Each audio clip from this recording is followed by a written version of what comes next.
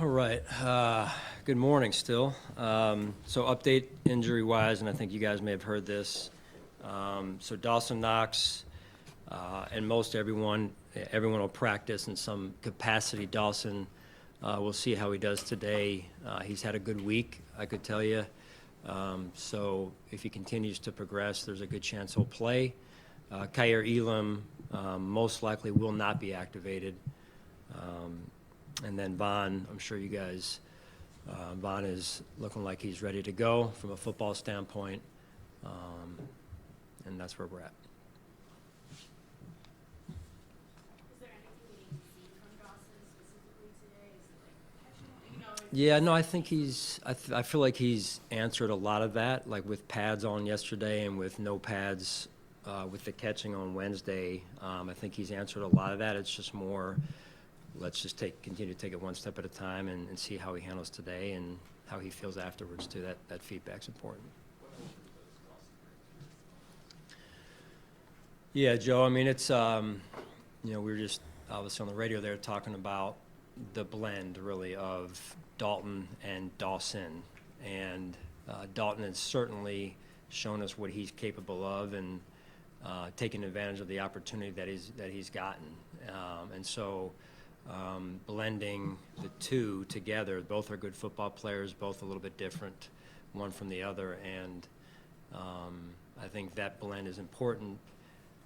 Dawson's obviously good at the point of attack, strong veteran player, and does a good job in the pass game in his own right as well, which I know Dalton does too. So, blending those two in the right capacity, proportions, however you want to say it, is important for us.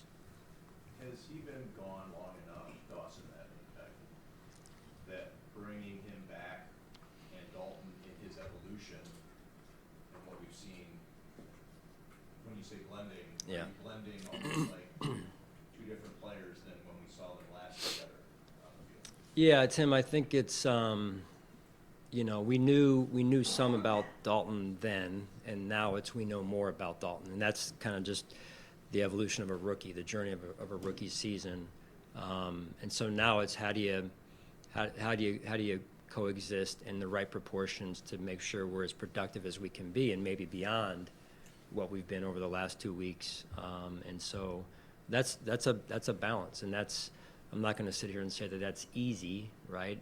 It's a good problem to have, and it's up to us as coaches and figuring that out, right? And that may take a little bit of time. And I think the other kind of challenge, if you want to call it a challenge, is Dawson's conditioning. He's been out, to your point, 6 weeks.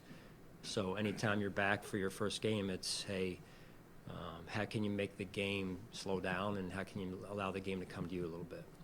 Sean, another part of the equation is Khalil, who seems every time called upon makes plays. What is then the balance of, you're looking at your two tight ends, how to play them, but not wanting to take away the earned opportunities of Khalil? Yeah, and that's some of the blend, right? It's who do you want to be? What proportion of what personnel groups do we want out there? So some of that's game plan driven as well, based on the opponent week to week. So again, somewhat of a good problem to have. But the thing I love about all three of those guys that you mentioned is they're selfless in their approach. So they've been that way since they've arrived. Boston talked to you, you were getting ready for the team yesterday. Yeah. How did that go over the takeaways for the team? Yeah, I thought it went as good as one could expect, as I could expect, and it was important for me, Catherine, to address the players that are new to us since 2019 and may not have been around that day, and so that they understood that situation and how it unfolded, and that based on who I am and what they've seen, my hope and how I try and do things, and how I handled that situation. So it went well. Their support was clear and much appreciated. Did that feel like they were about newer players versus players who had been there for the moment? That was part of the reason, a big part of the reason why I did it, because having everyone on the same page, and if I was a new player, based on how I've seen Sean, I would expect them to think that that's maybe, doesn't fit what I've seen. And so, again, just clear communication, accountability, and just, trying to make sure everyone's on the same page. Yesterday, as you spoke to the specific part of the story, you said you hadn't read the rest of it. The main theme of the story seemed to be surrounding your lack of accountability, at least in the eyes of all the people that were spoken to with the story. How do you respond to that? Yeah, I don't. I know who I am. I know how I try and do things. Am I without flaw? No, I'm not without flaw. And I say that humbly. I believe we try and do things right here. It doesn't mean that everything we do is right. People are going to have their own opinions.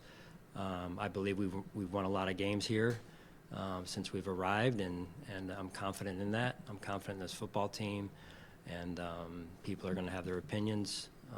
I can't control that. You mentioned you spoke with the team. What sort of conversations beyond the players did you have yesterday regarding what was in the article?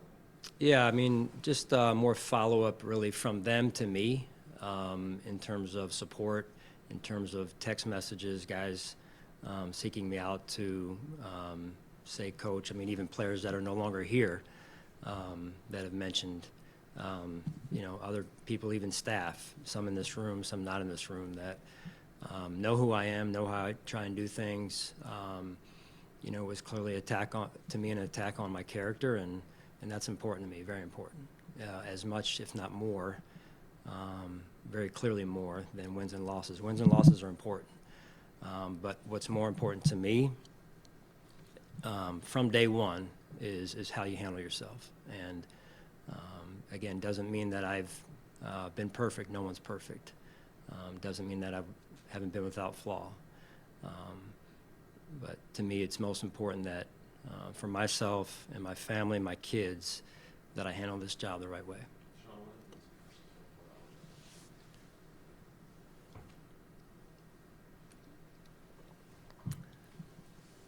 Well, I think, Joe, in any of our lives, if this came up for any of us, something like this, it definitely gets your mind spinning, right? Just being real. And it's been disappointing. It's been hurtful, right? At the end of the day, I know who I am. At the end of the day, I know how I handle myself. As I've said humbly, I'm not without flaws, right? I wake up every morning and try and do the best job that I can to win games for the fans of the Buffalo Bills and do it the right way. And that's my main goal every day. Sean, sometimes you go through this world and you don't know what people think of us, and I'm not saying the negative stuff. I'm talking about the people who you work with, the people that you're close with, but we don't always say it. And I'm guessing that in the last 24 hours, you've had a lot of people, as you mentioned, indicated. But has that been, I don't want to put the word out there, a relief or the appreciation of when you hear those people come and say,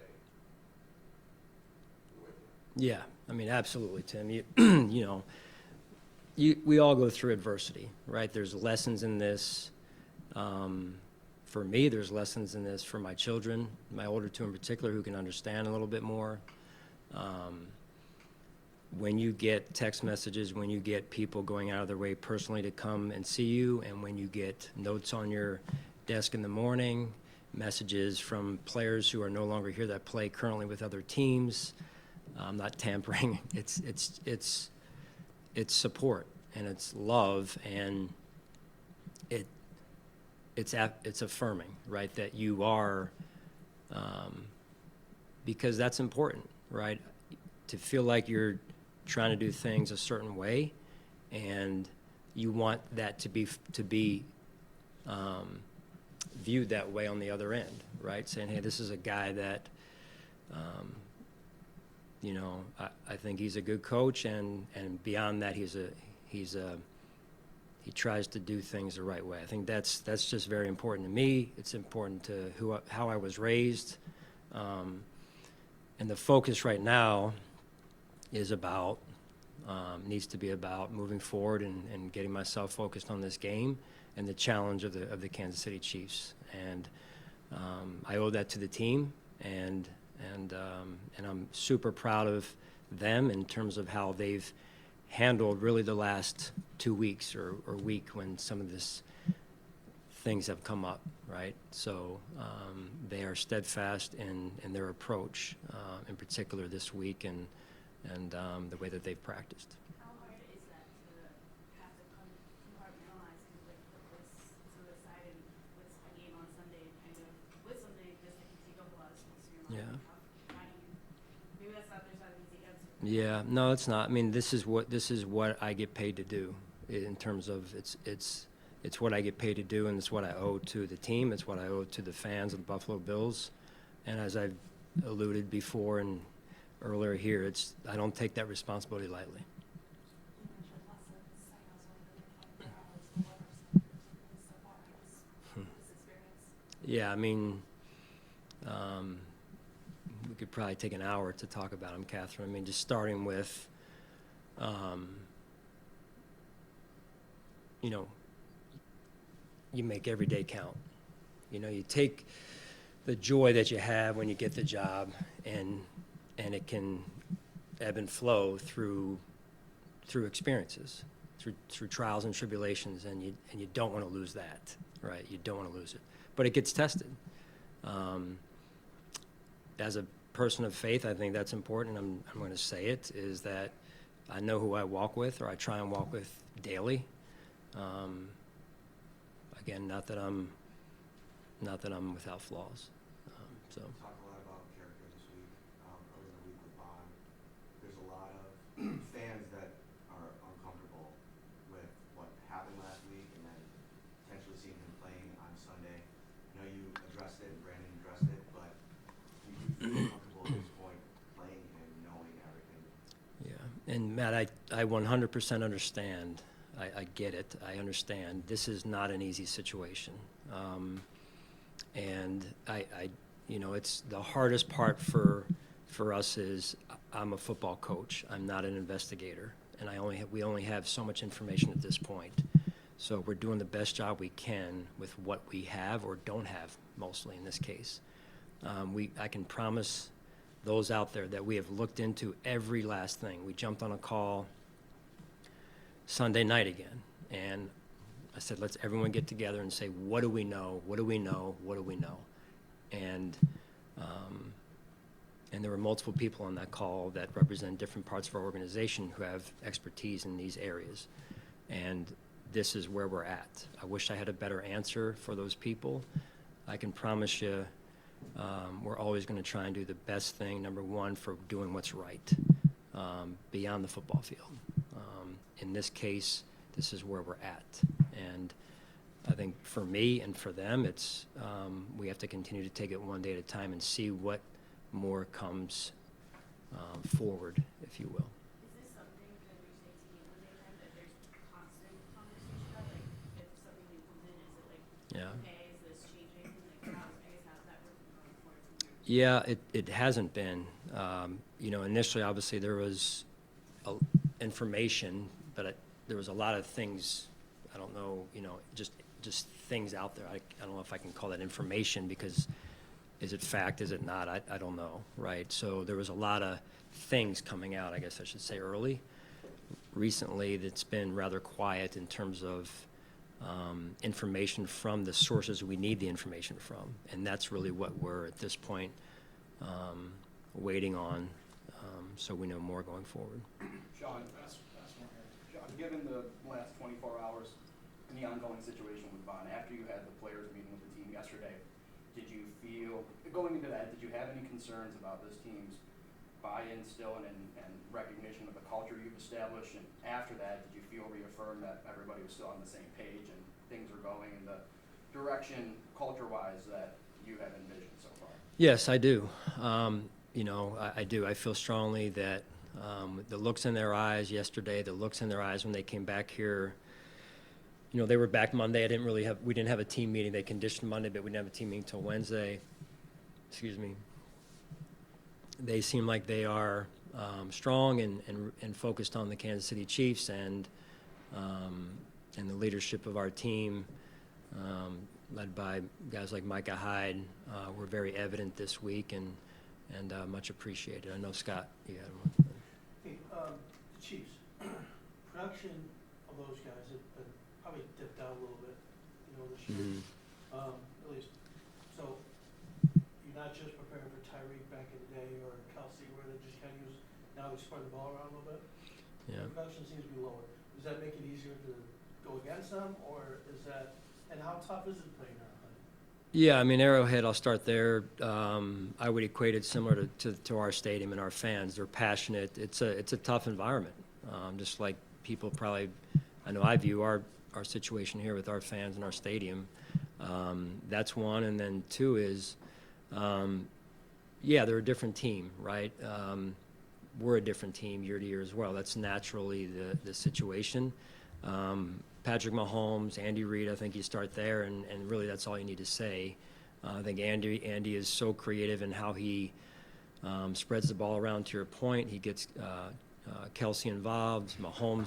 Patrick is elite at what he does, and even in the games he's been behind, he brings them back. And so, he's well decorated for all those reasons, just to name a few. And so, tough team, and then their defense is playing extremely well, and their kicker is, as we've seen, has hit long field goals over the years. I think 60-some already this year, 60-some yard field goals. So, you've got to be aware of that also.